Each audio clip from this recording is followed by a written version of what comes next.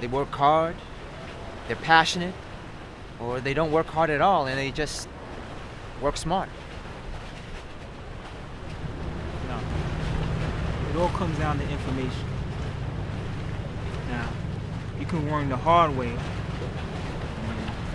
can experience things yourself and just learn from your failures. Or there's the easy way. You can learn from other people's mistakes.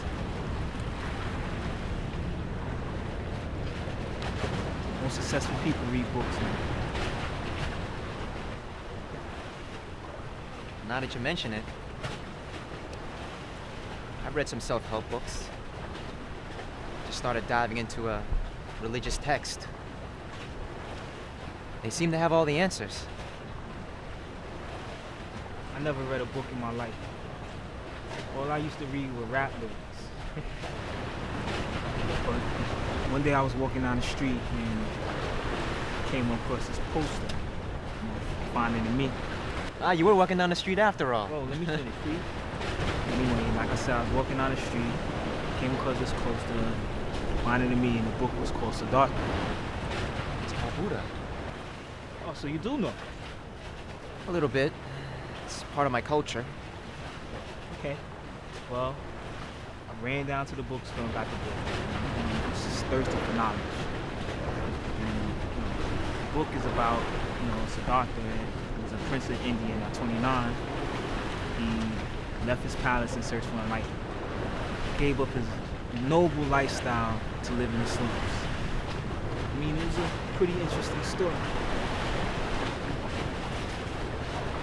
So my question to you is, did you give up being a prince in search for enlightenment? Just live in the slums?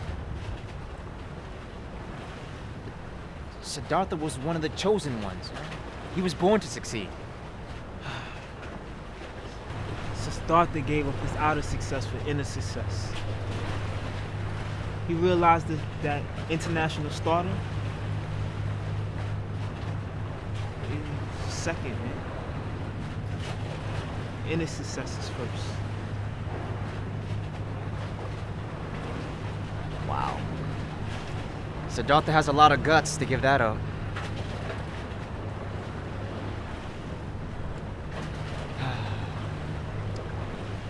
Sometimes it's good to remember the past.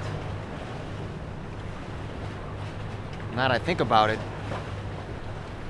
my past must have been 5% good and 95% ungood.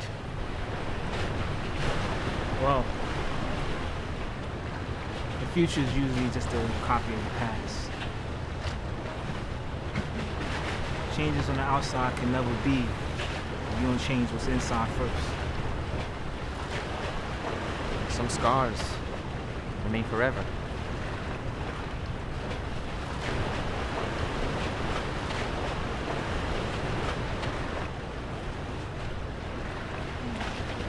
The loss of the now is the loss of everything. Sometimes you just gotta let things go.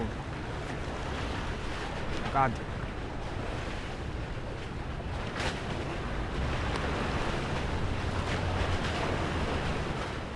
My present moment is not great. I can't deny it.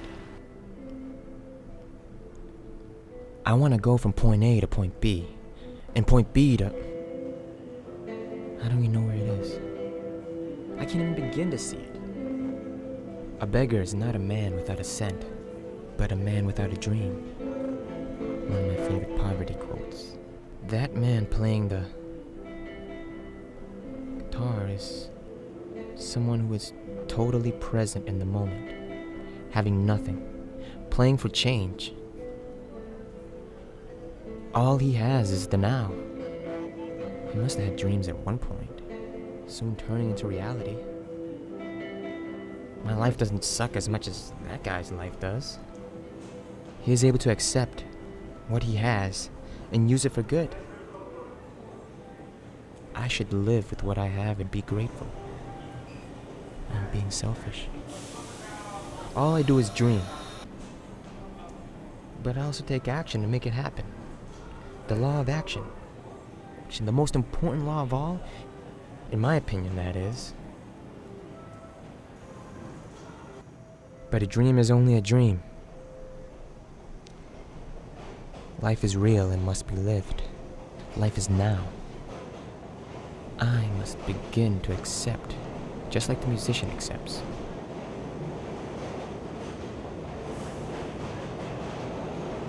Who decides who will fail and succeed? If lives are already written and we only have so much free will, then decisions made will only take us so far. To some, opportunities come easily. They're offered to them. To most, they try and still never reach a high level. Or any level at all. Who says life is written in the first place? Is it somebody's opinion? Opinions are like assholes. Everyone's got one. However, this idea of destiny and born for a path still exists in this world. What if I'm not destined to succeed? What if I fail?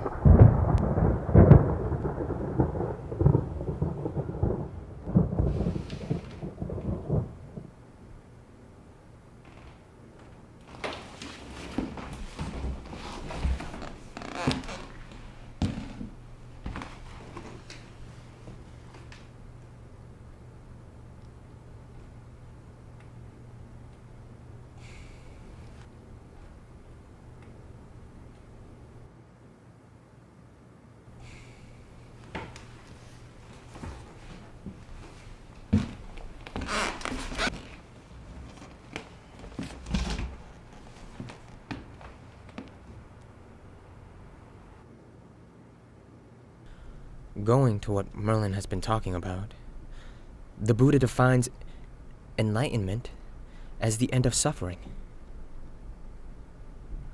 We must free the illusion that we only are physical bodies. The body is the temple, the outer shell.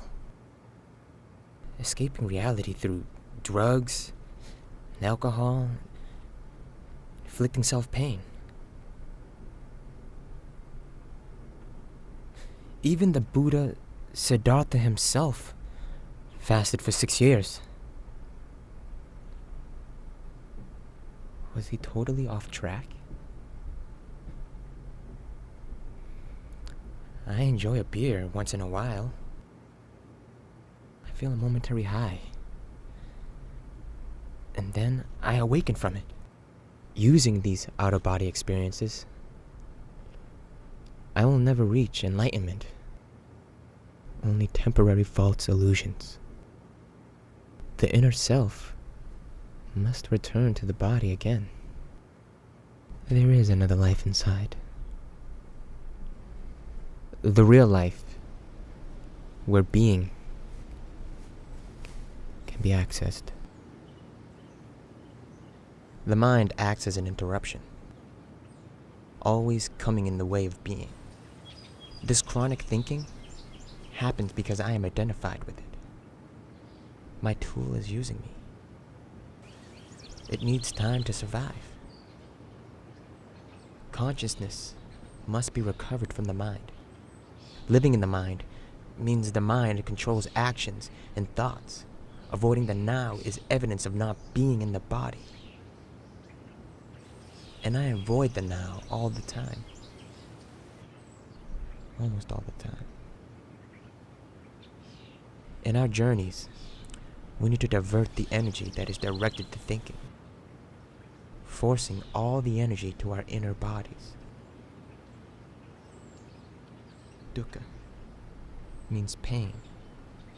Pain from change. Pain from happiness and unhappiness are all the same. Once this inner stillness is felt, one can describe it as formless, warmth, or unlimited peace.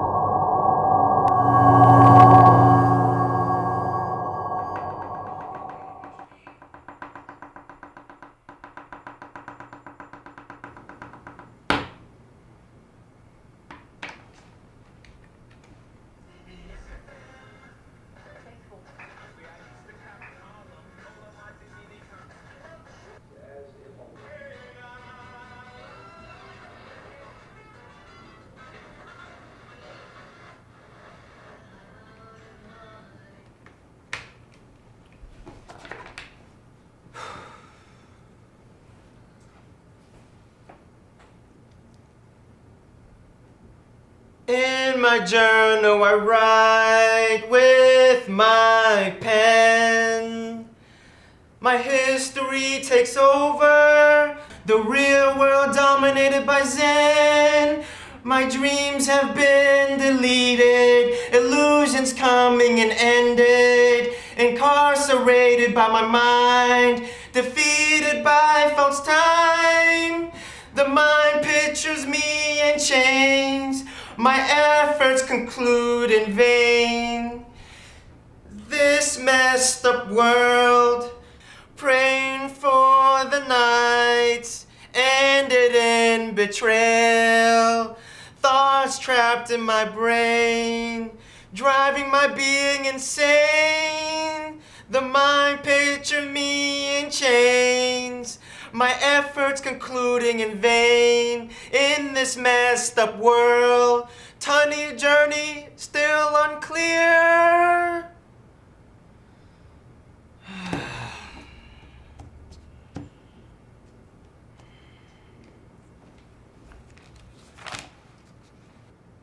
The only way to reach being or enlightenment is through the body, not away from it.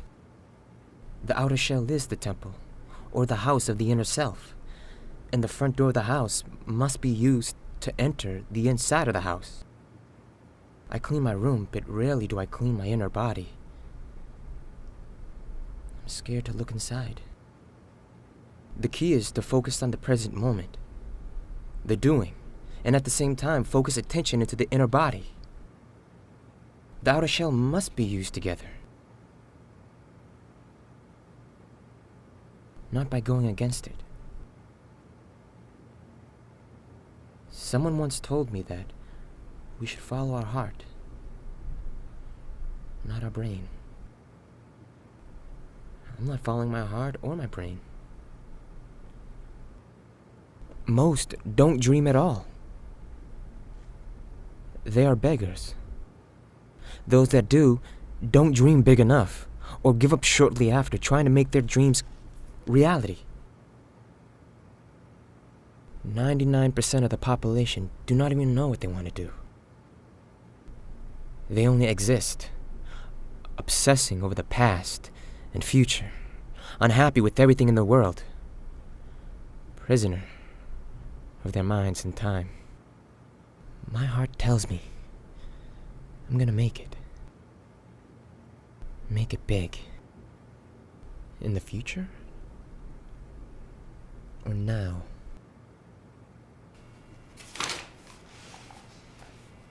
Now I'm nothing. Looking to the future is all that remains. Hard work, dedication, and dreaming is gonna take me there. Thoughts become things. Present thoughts create the future. Future ecstasy creates a present agony. The future is a ghost image, an imagined present moment that the mind falsely created. Like Merlin said, is a false image the law of attraction? Visualizing for a better future?